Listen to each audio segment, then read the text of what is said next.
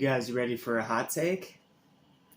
One that'll probably tick off a huge chunk of the fan base and make them, them try to make me give up my Dragon Ball fan card.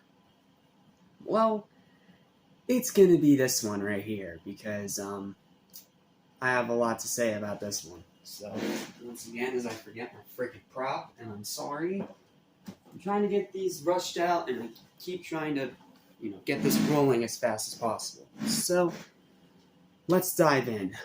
What's up? What's happening? What's going on, everybody? Welcome back to Animation Station. I'm Association for Everything Animation, Queen Super Saiyans, and more that fight for the fate of the Earth.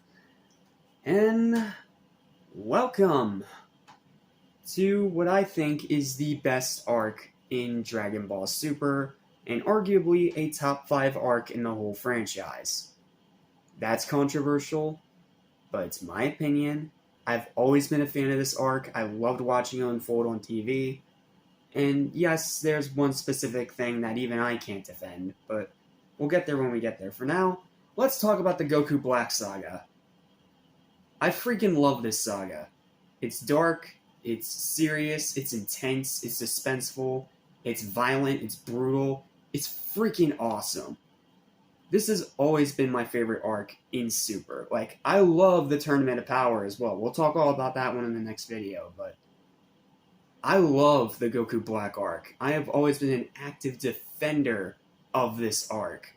And well, I'm going to defend it here today and tell you guys why you need to give it another chance.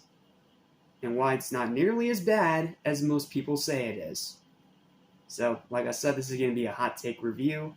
I apologize for my case not being in the best of condition, but this is the one I have, and this is the one I use to watch for this review. So, without further ados or delays, let's dive straight into the written review. And the written review itself is quite lengthy. My freaking thing wants to shut up. Do not disturb. Shut up, guys. Sorry about that. My phone won't shut up. Anyhow. Here we go. The Universe 6 tournament is over, and peace has returned to Earth once again, but only in the current timeline.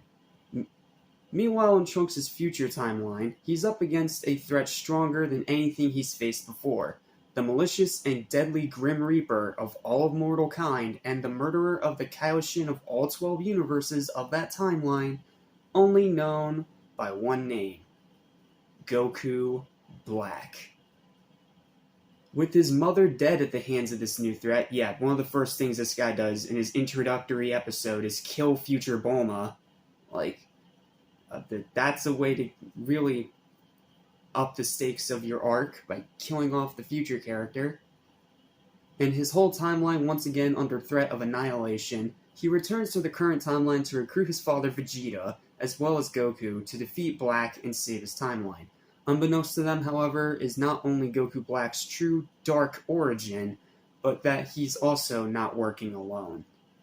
There's been a lot of hate for this saga ever since it first aired, leading people to believe that it's nothing more than an overly ambitious and extremely confusing mess that's not worth your time. But I am here to tell you my honest opinion, and not just follow the consensus like a mindless sheep. And in my personal opinion, this is one of the greatest sagas of the entire franchise, and also one of the darkest of them all as well. Yes, it's not perfect and does have its faults, and yes, it's not the best saga. It's not the best saga of the entire franchise, absolutely not. But it's the one that I was actually looking forward to reviewing most of all of them for this marathon, because my opinion is so different from the main consensus. Let's start with the main villain himself. Goku Black is one of the best Dragon Ball antagonists that we've gotten in a long time. Taking everything that made Turles from Tree of Might fail so miserably, fixing all of those issues, letting Sean Shenmue go absolutely wild with the evil demonic voice performance, and how enjoyably over-the-top evil and demented he is as a character. And then add on a god complex, the awesome Super Saiyan Rose form, and the surprise return of Cell's energy blade from Cooler's Revenge and evolving it into something even more deadly. And that bone-chilling scythe. And you have a very effective and very terrifying villain, which, in Dragon Ball, that's something you absolutely need. While Black is definitely the standout of the entire saga, the rest of it is still great too. Future Trunks and Future Mai's relationship is adorable. All the fights are top notch. The writing is excellent. The story is incredibly dark and very ambitious. The escalating stakes amplify the suspense perfectly. The character development is fantastic, especially with Future Trunks and Vegeta especially. There's a ton of twists and turns that you'll never see coming, Vegito. A lot of funny moments, Goku leaving the senzu beans on the toilet right before they left the first time, probably being the funniest of them all. It's stupid and low-hanging fruit, but it always makes me laugh when I rewatch it. Rewatchability is extremely high, and it's very entertaining. However, this saga has one cataclysmically huge flaw that probably soured so many other people on it overall. The indescribably horrendous final episode of the arc. This single episode is by far the worst episode of Super. It makes the entire saga pointless. And even 5 years later, it's still endlessly infuriating. It's the one and only episode that I refuse to ever watch again out of all of Super. I would rather watch those crappy filler arcs than watch this again. Like, seriously, screw that episode. Just screw it right to hell. It's as terrible as the ending of Z, if not even worse, for just how much it tries to completely ruin the entire saga and everything it's built up to that point. Like, my one curse per video rule. It's an ass-pull episode, I'll put it that way. It's an ass-pull episode. Like, they have all these great concepts, they're building up to this big thing, and then they take the cheap, lazy cop-out. Like, it is such an infuriating, horrendously awful ending to, in my opinion, a fantastic saga. And it'll always stay in this saga. And whenever I rewatch it, including this time, I just pretend that other episode doesn't exist. Overall, though, this is still a fantastic saga. Just skip the horrendous final episode and forget it even exists, and you will have a great time with this one. I implore you to please give it a second chance. It's much better than the consensus would lead you to believe. Dark, serious, action-packed, and epic.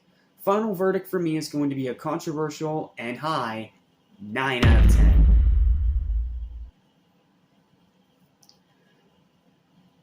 Had it not been for the crappy ending, it could have possibly been an 11 out of 10 just from how much I enjoy it. I love watching through this saga over and over again. I watched it when it first aired and I loved it despite the awful ending.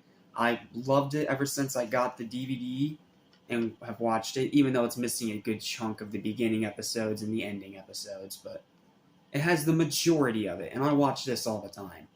Like, this is one of my most rewatched sagas in all of Dragon Ball. And considering how much I've seen the other sagas of Z and the original Dragon Ball dozens of times, that's saying something. That's high praise from me.